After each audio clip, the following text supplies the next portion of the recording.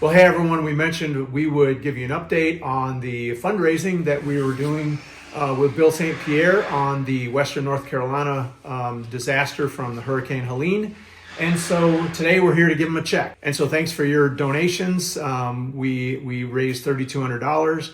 And so we're going to be presenting Bill a check.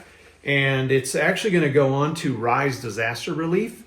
So Bill, thanks for all you're doing. How many trailers have you been able to secure with the money you've raised? We've raised enough money to bring down 42 trailers, which is right about $750,000 worth of campers. We also just went down and brought a woodworking shop down to Swannanoa to a couple guys that lost their shop in the flood. So I was able to raise enough money to get them all new tools. So we brought them about $20,000 worth of tools down. 10,000 of that basically came out of my shop, were my tools that I had retired and wasn't really using anymore. So Swannanoa, North Carolina today. This has been kind of a special one for me because all these tools that are in my trailer are for a woodworking shop that was right downtown Swannanoa that got basically washed away.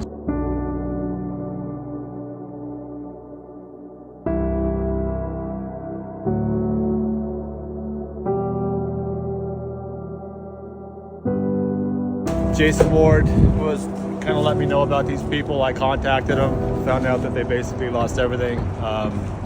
So I stepped up and got a lot of our woodworker friends out there, a lot of people, that follow me on YouTube and stuff.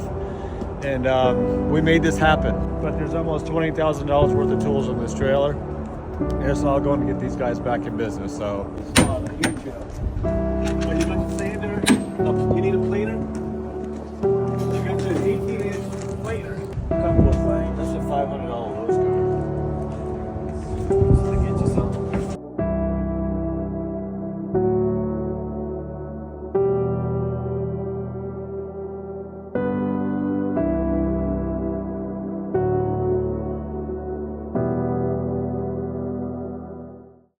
Every little bit counts. I mean, it's just amazing to see how these people are getting by on nothing down there. So it's incredible. For one guy in Floyd to be able to raise, yesterday we hit $1 million. Wow. And how I've seen $1 million, it's a lot of money, but how far that money has gone for these people is overwhelming. So now I'm, do I want to push for 2 million? Do I want to keep going? Because, it's a lot of work. And I guess I am, because once we get our 2 houses built, I'm going to be helping Rise Disaster Relief, which is in Spruce Pine, North Carolina, get all their, buildings start going up and helping them pour concrete and build bridges. So we're going to keep it going. So I definitely appreciate this from everybody. So thank you. You're doing amazing work. And now with the fires in California, as the news cycle goes, Western North Carolina falls out of the news cycle. Yeah. And that's really unfortunate because with the cold weather we're having, there's still a huge need for, more mobile homes, more homes in general. Yeah. And there's just a lot of need that's still there that's not going to get the attention because of what's going on in California, which is a different tragedy. And that's what always happens, whether it's an election, whether it's another storm, whatever, a fire, a flood. But the thing about the people in North Carolina is their homes didn't burn to the ground. Their homes are spread out over thousands of acres in trees and fields. Yeah. People lost their land. They lost everything. They have no support whatsoever. So yes, that's terrible what's happening in California, but the people that were really hit in North Carolina have no money. They have nothing. Right, and it sounds like I'm hearing in news reports of the hotels now, or the funding's run out from the hotels, so some of them are getting kicked out literally in the coldest part of the year. Literally. With nowhere to go. Yeah. So the point is, the need is still there. It's huge. And, again, just thank you so much for what you're doing. This is incredible. And thanks for Dr. Berg. Sure. And getting the message out to raise $1 million is just an insane amount of money to be raised from Floyd County, Virginia. Yeah. Donations came in from all over the place, but you're kind of the epicenter of this whole effort. And right. I know you've been working crazy hours trying to make all this happen. So yeah, it's been a lot. We're just really thankful. And so, Bill, we know you've taken somewhat of a break trying to run your business, but also really focused for the last 2 months now. You've been focused, or maybe longer. Yeah, longer. On the Western North Carolina hurricane relief. But tell us a little bit about your business.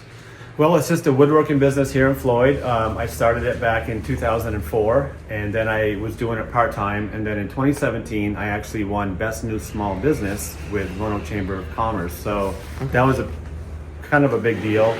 And then I was featured on an episode of Salvage Dogs, which was a show on HGTV or DIY, one of those channels. And it was time for me to leave my regular full-time construction superintendent position and start doing my woodworking full-time. So I bought this property here that the new shop is on. I have a shop identical to this up at my house that we worked out of for years. And then I broke ground on this right when COVID hit. So I couldn't have built the shop at the worst time. Everything was against me, but we made it through it. But we build fine furniture. We do anything with wood. We get our logs usually from yard trees or from different places where they're taking down these big beautiful trees and they want to reuse it and maybe the building. We've done a lot for schools and businesses where they've had to take down certain trees, and we're able to put that back in. Just like Floyd took down this beautiful spruce tree that was registered with the state of Virginia to build a bank, but we've taken that tree and we're actually going to put stuff back in that bank from that tree. So that's just a lot of the stuff we do. I started a YouTube channel about a year ago, and I was really working hard at that and trying to get that built up, and then the storm hit. So I have not been doing any filming for my YouTube channel. I'm going to get back on that here in the next few months, but the storm really has taken me away from my business. My business has definitely suffered from that without me being here. But I'm just doing all I can down there because it's so hard to leave. It's so hard to see people in the position they're in and just turn your back on them. So as long as I can keep this going and keep my business going and keep helping them, I'm going to keep doing as much as I can for them. Well, and I've got to believe good things are going to happen from your efforts down there, that it's going to eventually come back and help your business as well. And you did mention you're looking at expanding into yurts as well, right? Yeah, so we're going to start building yurts. We're going to be taking over a company here in Floyd, which is Blue Ridge Yurts, and we're going to be doing the yurts now and basically focusing on just the yurts and furniture for the yurts. And hopefully that'll be, but when I went into this whole thing, it was never about my business. Unfortunately, my Facebook page is St. Pierre Woodworking, and I am using that page because that's the one that had the most followers. But even when I'm shooting things down there, I'm trying not to get my truck in the pictures. I'm not trying not to get my logos. Yep. It's all about them. Yeah. Yes, hopefully someday it does kind of come back and help me out so I can kind of recruit, but I'm not expecting that for sure. Yeah. It's really just all about the people down in North Carolina. Yeah, no, and I totally understand that. But just the way things work is good things come to good people, and over time I think it's gonna pay off. I should hope so. Yeah. And I always talk about North Carolina because that's where I was put. Tennessee, Kentucky, Southern Virginia, they were all hit. Yeah. I'm not trying to just focus on, and just say it's only North Carolina that was devastated. There was several areas, but just me is working in Western North Carolina. Right. Well, we're certainly going to pull for you, and being a yurt owner ourselves, and having lived in a yurt for 2 years, we understand the value of those, especially as it relates to storm response, where we put ours up in 2 days, and then finish the interior over time. But they are a very short-term instant shelter that work well. We lived through 2 winters in the mountains of Virginia here, and pretty cold weather, and we did just fine. Yeah, a lot of people build them to live in them. I mean, they're homes. So that's what we're hoping is once we get, once I take over the company 100%, we will be stockpiling yurts so that if this ever happens again, we're going to be in the position to, instead of bringing campers in, we're going to be able to go in there, put platforms down, and put yurts up. Awesome. Yeah. That's so cool. Yeah. All right. Good deal. Well, thank you so much. Great to meet you. Good to meet you. And I look forward to working with you going forward. You bet. Thank you. For those of you who are still looking to help and support Bill's efforts, you can go ahead and go to his website. And is there anything else they need to know? Yeah, go to stpierwoodworking.com. We have 2 clicks there. One's for GoFundMe.